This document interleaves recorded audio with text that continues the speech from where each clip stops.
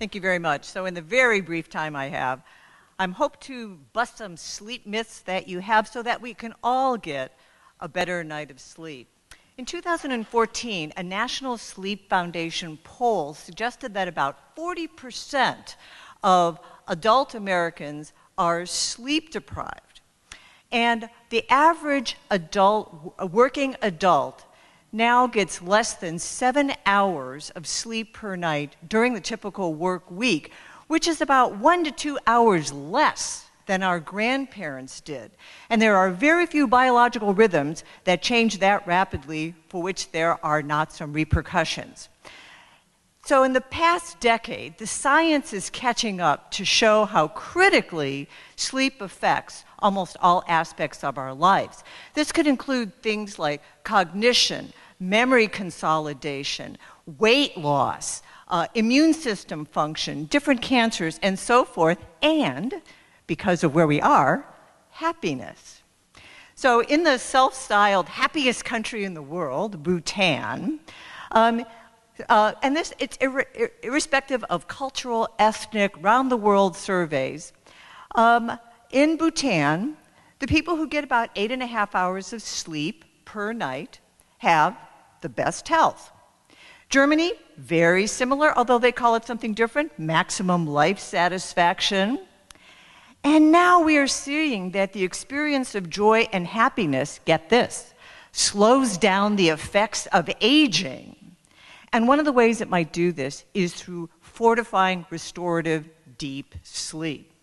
So, Mom was right. You need about 7 to 8 hours of sleep per night in order to be rested and refreshed. But it's not just quantity, it's quality. And when we put those two factors together, we see that sleep is important as nutrition and exercise that we've always talked about. So, what I'm going to talk about, a couple things, is related to sleep myths, things that we all know about sleep and whether the science supports that or not. So physicians, think about yourself, but I only need 5 hours of sleep per night. If you listen to anything I just said, you might be already thinking, okay, there's a little bit of truth in that, in the sense that the amount of sleep that you need it's a bell-shaped curve. The top of the curve is that 7 to 8 hours of sleep that most of us need to feel rested. However, the science really shows if you're getting consistently less than 6 hours and more than 9 hours, your health is suffering. And that includes things like mortality beyond just all the other health benefits that I talked about. In a recent snapshot study published by MIT, it also showed that longer, better quality sleep improved if you classified yourself as a happier individual. Sleep myth 2, being bored makes you sleepy. Very relevant for sitting in a relaxed, sedentary conference and thinking, so real life situation, common, husband, wife says, but all he does is sit around during the day and fall asleep. Husband, well, it's just nothing to do. It's not that I'm sleepy, I'm just bored. There's nothing good on TV. So when you're bored, you're just bored. People who are entirely rested will sit there at a table like you all and think, when is she going to finish this talk? And we can, go out and be exposed to sunshine. Relaxed sedentary activity, if you fall asleep, is just unmasking excessive sleepiness, sleep deprivation that underlies the whole thing, whether it is from a sleep disorder, a medical problem, drug, or just sleep deprivation. Sleep myth number 3, I need more sleep as I get older. So does the science support that? It turns out no. You need about the same amount of sleep as you get older, but the sleep changes because your brain is aging just like everything else in your body. And as you get older, you have less deep sleep, you have more wake-ups, so you begin to have problems with sleep maintenance and depth. And so you need to spend more time in bed to actually get the amount of sleep that you need. Sleep myth number 4.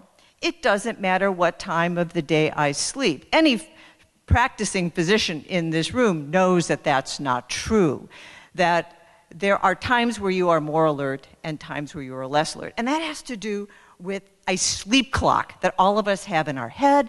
It's a group of cells deep in the brain called the suprachiasmatic nuclei.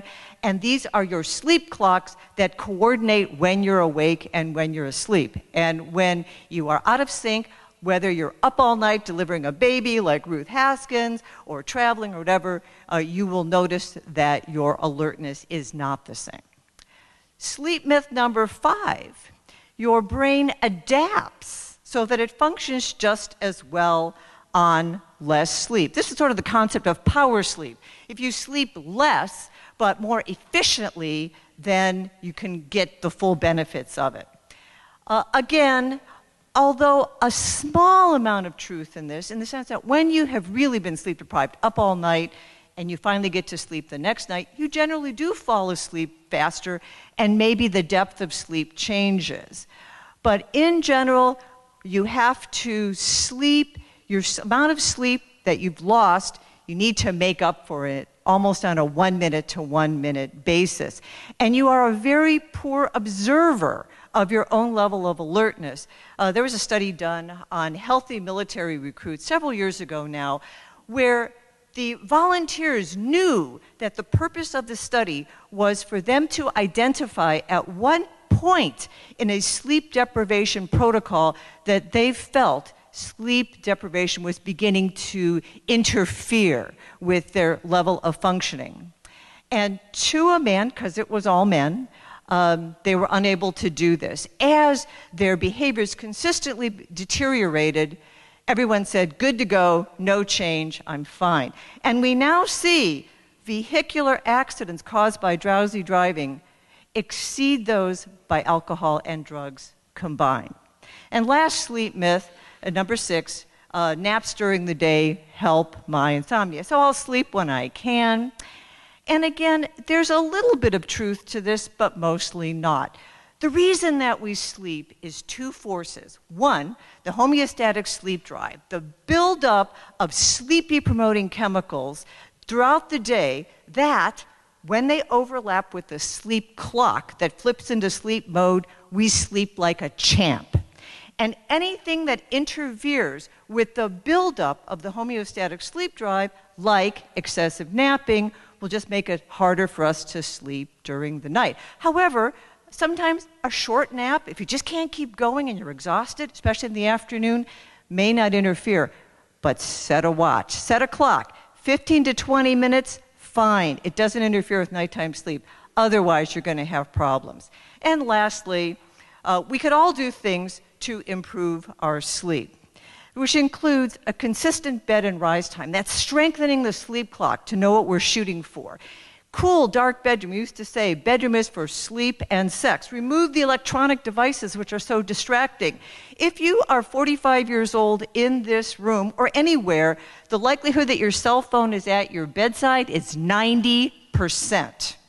Don't drink alcohol to sleep. Yeah, it does relax you. You fall asleep a little bit better, but it interferes with the quality of nighttime sleep. Regular exercise about 4 hours before desired bedtime, a hot bath 1 hour before desired bedtime, does improve sleep by adjusting the temperature curve, which is tightly linked to sleep. Sleep routines, 2 last suggestions, list making. If you've got the busy brain that you can't stop, write down things that you worry about, you think about as part of your bedtime routine, and then solve your problem before you go to bed. And number 8, things everybody hates. If wide awake, get out of bed. It doesn't help to lie there. It just makes it harder and harder. And with all these sleep routines, I think we're all going to sleep better here. We're going to be happier, and our patients are going to love us.